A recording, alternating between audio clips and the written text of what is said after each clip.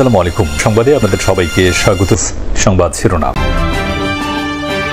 প্রায় 8 ঘন্টার চেষ্টায় শাহজালাল বিমানবন্দরের কার্গো ভিলেজের আগুন নিয়ন্ত্রণে। ফায়ার ফাইটার আনসার সদস্য সহ আহত বেশ কয়েকজন।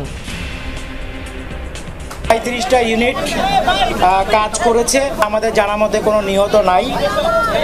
আর আমরা ২১১৮ অর্থাৎ রাত ৯টা ১৮-র সময় আগুন নিয়ন্ত্রণে দিয়েছি। ফের বিমান ওঠানামা চালু। রাত 1টা থেকে পূর্ব নির্ধারিত সময়ে ছাড়ছে ফ্লাইট। শিডিউল ঠিক হতে সময় লাগবে আরো। আমাদের বিচার মেয়াদে ২১ তারিখে চলে যাবে। আমরা খুবই বিলম্বের মধ্যে আছি। ফ্লাইট ৫ থেকে ৬ ঘন্টা minimum delay. So hectic of course, but কিছু করার নেই। ধ্বংসাত্মক কর্মকাণ্ডের প্রমাণ পেলে কঠোর পদক্ষেপের হুঁশিয়ারি সরকারের। আগুন নেভাতে দীর্ঘসূত্রতায় বিস্মিত ফায়ারের সাবেক কর্মকর্তারা। আগুনে পুড়ে ছাই শাহজালাল বিমানবন্দরের কার্গো ভিলেজের আমদানি শাখা। শনিবার দুপুরে লাগা ভয়াবহ ওই আগুন নিয়ন্ত্রণে আনতেই ফায়ার সার্ভিসের ৩৭টি ইউনিটের লেগেছে প্রায় ৮ ঘন্টা। দেশের প্রধান বিমানবন্দরের ফ্লাইট কার্যক্রম চালু হয়েছে রাত ৯টার পর। ঘটনা তদন্তে কার্গো কমপ্লেক্সের নিয়ন্ত্রণে থাকা বিমান বাংলাদেশ এয়ারলাইন্সের পক্ষে ৭ সদস্যের একটি কমিটি গঠন করা হয়েছে।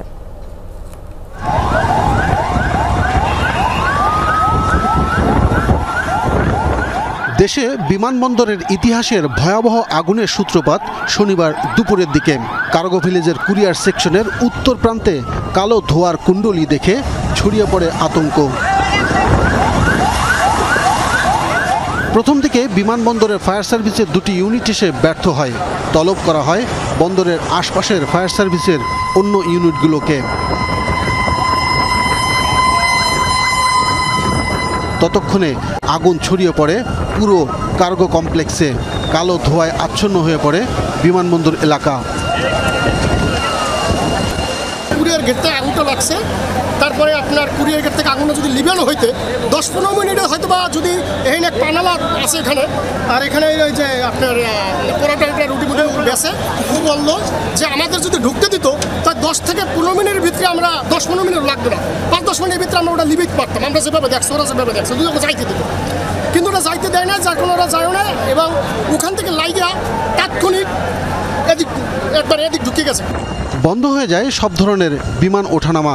ঢাকায় অবতরণ করতে আসা বেশ কয়েকটি আন্তর্জাতিক ফ্লাইটকে ফিরিয়ে দেওয়া হয় সিলেট ও চট্টগ্রামে। সরিয়ে ফেলা হয় পার্কিং এরিয়ায় থাকা সমস্ত উড়োজাহাজ। ভয়াবহ আগুন নেভাতে যোগ দেয় বিমান বাহিনী, সেনা ও নৌ সদস্যরা। বিভিন্ন স্বেচ্ছাসেবী সংগঠনও ছুটে আসে ঘটনাস্থলে। সেনাবাহিনীর শক্ত অবস্থানের পরও উৎসুক জনতাকে ঠেকাতে হিমশিম খেতে হয় আইন শৃঙ্খলা বাহিনীকে। টানা 8 ঘন্টার মাথায় আগুন নিয়ন্ত্রণে আসার ঘোষণা দেয় ফায়ার সার্ভিসের মহাপরিচালক। এখন পর্যন্ত আমাদের ৩৭টা ইউনিট কাজ করেছে এবং এর মধ্যে এখন পর্যন্ত আমাদের জানার মধ্যে কোনো নিহত নাই। আর আমরা ২১১৮ অর্থাৎ রাত ৯টা ১৮-র সময় আগুন নিয়ন্ত্রণে দিয়েছি। বর্তমানে আমরা নির্বাপনের কাজ করছি। আগুন আমাদের সম্পূর্ণ নিয়ন্ত্রণে আছে। এর আগে ভয়াবহ এই আগুন নেভাতে গিয়ে আহত হয়েছেন বেশ কয়েকজন ফায়ার কর্মী ও আনসার সদস্য। তাদের নেওয়া হয় সিএমএইচ সহ বিভিন্ন হাসপাতালে। আগুন নিয়ন্ত্রণ করতে গিয়ে বাংলাদেশ বিমান বাহিনীর একজন ফায়ার ফাইটার আহত হয়ে কুর্মিটোলা জেনারেল হাসপাতালে চিকিৎসাধীন অবস্থায় আছেন।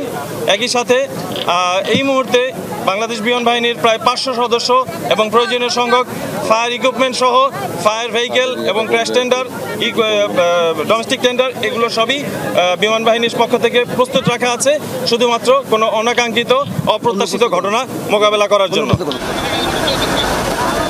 এত স্পর্শকাতর একটি জায়গায় কিভাবে আগুন এত দ্রুত ছড়িয়ে পড়ে? কেন সেই আগুন বা এই ধরনের দুর্ঘটনা থেকে রক্ষার জন্য, নিরাপত্তার জন্য পর্যাপ্ত ব্যবস্থা ছিল না? এবং কেন আগুন প্রতিটি কক্ষ থেকে কক্ষ, সেল থেকে সেল, সব জায়গায় এরকম দ্রুত ছড়িয়ে পড়েছে, সেটাও নিশ্চয়ই তদন্তের দাবি রাখে। কার্গো কমপ্লেক্সের মূল দায়িত্ব ও নিয়ন্ত্রক বিমান বাংলাদেশ এয়ারলাইন্স। রাষ্ট্রীয় এই উড়োজাহাজ সংস্থাটির ফ্লাইট সেফটি পরিচালককে প্রধান করে 7 সদস্যের গঠন করা কমিটি তদন্ত করবে পুরো ঘটনা। কার্গো ভিলেজে অগ্নিকাণ্ডের রেশ পড়েছে বিমান চলাচলে। শনিবার বিকেল ৩টা থেকে প্রায় ৬ ঘন্টা শাহজালাল আন্তর্জাতিক বিমানবন্দরে বিমান উড্ডয়ন ও অবতরণ বন্ধ ছিল। এতে চরম ভোগান্তিতে পড়েন যাত্রীরা। এ সময় চট্টগ্রাম ও সিলেট বিমানবন্দরে অবতরণ করে বিভিন্ন দেশ থেকে আসা ফ্লাইটগুলো।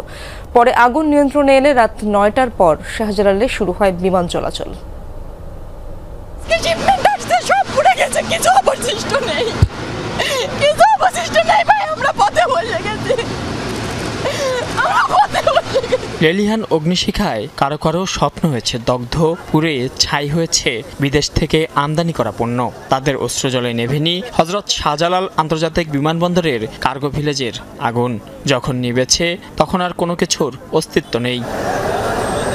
ওদিকে থমকে যায় বিমানবন্দরের অন্যান্য কার্যক্রম। দুপুর ৩টা থেকে রাত ৯টা নামেনি কোনো ফ্লাইট, ডানা মেলেনি কোনো উড়োজাহাজ।